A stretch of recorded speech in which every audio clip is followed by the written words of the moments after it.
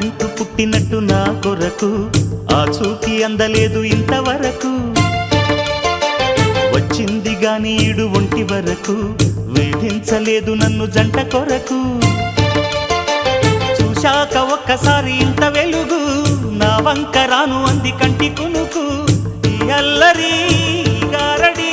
నీలీల అనుకోనా నీ పేరు ప్రేమ అవునా ఇవాళే నిన్ను పోల్చుకుందా